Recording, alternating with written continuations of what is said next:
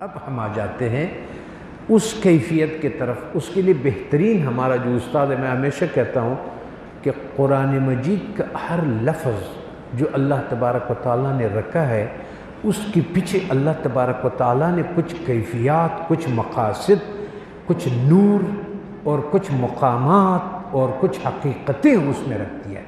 لفظ تو آپ نے پڑھ لیا، لیکن اب میں نے آپ سے کہہ دیا کہ پانی لے آؤ.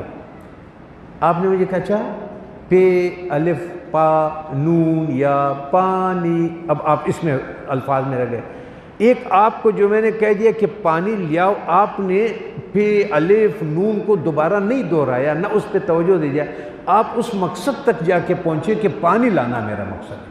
تو کوئی قرآن مجید کی کیفیات اس میں سے تمام چیزیں اس کچھ نہ کچھ ایسا ہے کہ اس حقیقت، اس الفاظ، اس جو قرآن مجید میں لایا گیا، اس کے پیچھے بہت سارے حقائق ہے کہ جو اللہ تبارک و تعالیٰ نے حضرت رسول اللہ صلی اللہ علیہ وسلم کو پھر نازل کیے، اور ہم سب کے لیے اس کا ہر ایک نے اپنے درجات کے مطابق اس سے لے لیا. اسی طرح سے ان کیفیات کو ہمیشہ قرآن مجید کے بعد اگر میں نے کسی انسان کو دیکھا ہے کہ کیفیات کی بات کرتا ہے، اس کے بعد آپ کو اس کے لفظ دے دیتا ہے، تو وہ رومی ہے. تو اب ہم مالک یوم الدین کا وہ کیفیت کہ جس میں ہم 24 گھنٹے اس سے ہمارا واسطہ ہے، اور قیامت مالک یوم الدین وہ ہے کہ جس کے سامنے یوم تبلی السرائر، اور جس دن سب کے اسرار فاش کر دیا جائے گا، وہ بھی دیکھے گا، وہ بھی دیکھے گا. وہ دن تو وہ ہے کہ جو اس کے تمام حقیقت لوگ دیکھیں گے اور اس کو سزا اور جزا کا مقام دکھائے گا.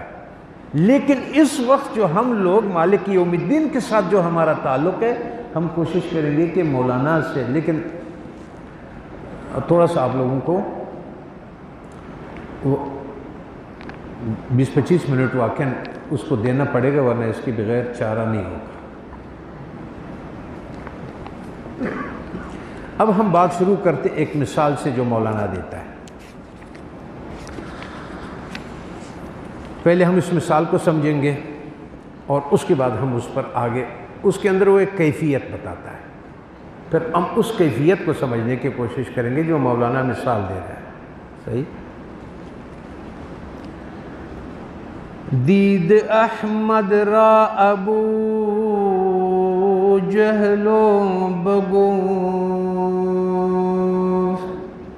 زشتی نقش کل بنی ہاشم شبو.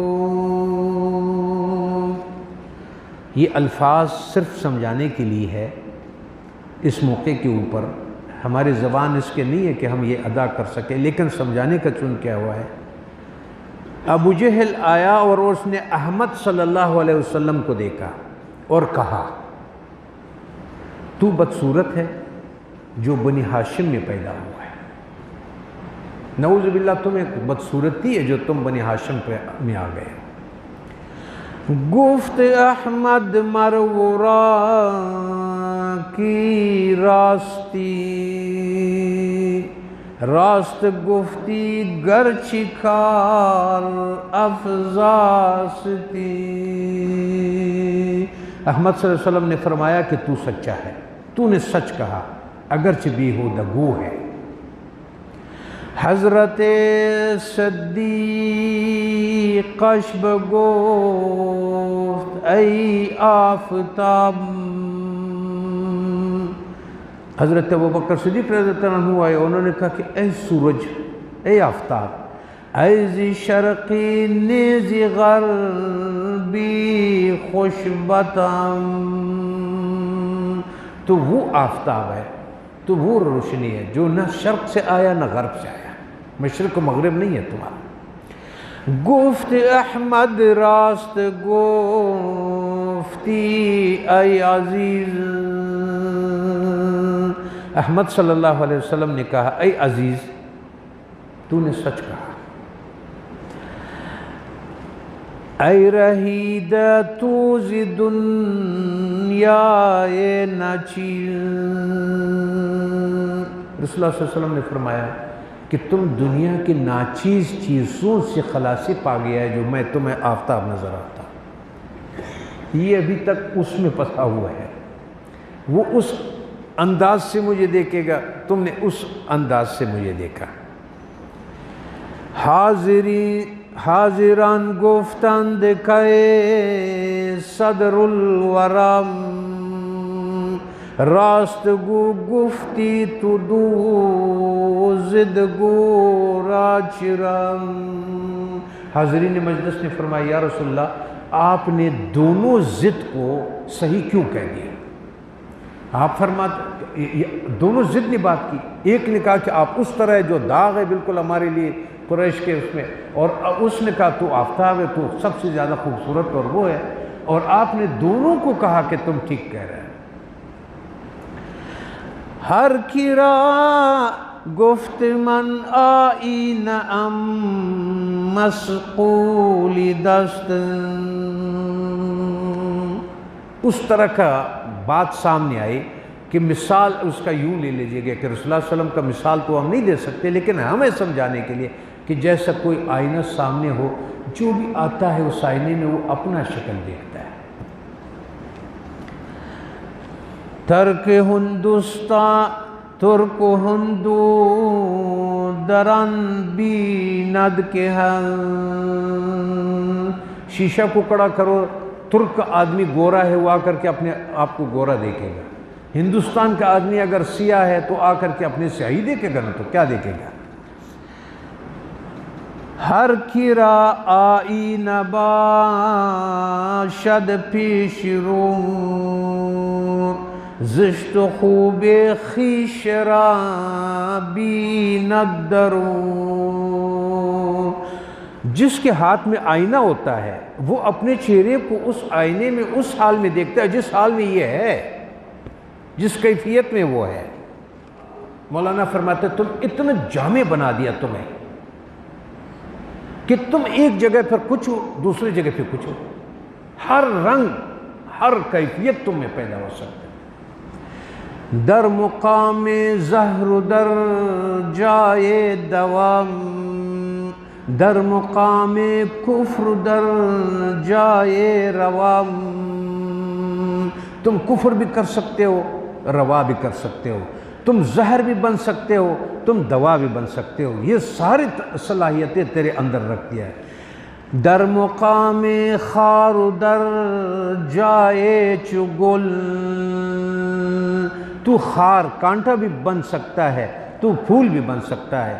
در مقام سرکہ در جائے چمل، کبھی تم سرکہ بن سکتا ہے، کبھی تو اسی انگور سے شراب بن سکتا ہے جیسا در مقام خوف در جائے رجم، تم خوف والا بھی بن سکتا ہے، تم دلیر بھی بن سکتا ہے۔ در مقام بخل در جائے سخم، تم کنجوس بخیل بھی بن سکتا ہے، تم سخی بھی بن سکتا ہے، یہ صلاحیت بھی تمہارے اندر ہے، وہ حقیقت بھی تمہارے اندر ہے۔ در مقام فقر در جائے غنم، ایک جگہ پہ تم فقر بھی کر سکتے ہو، ایک جگہ پہ تم غنا بھی کر سکتے ہو۔ در مقام قہر در جائے رزم، ایک جگہ پہ تم قہر بھی کر سکتے ہو، قہر کی صلاحیت بھی تیرے اندر ہے، متابعت اور تسلیم اور دوستی کا بھی تمہارے اندر ہے۔ در مقام جور در جائے وفم، تم ظلم بھی ایک جگہ پہ کر سکتے ہو، تم وفا بھی کر سکتے ہو۔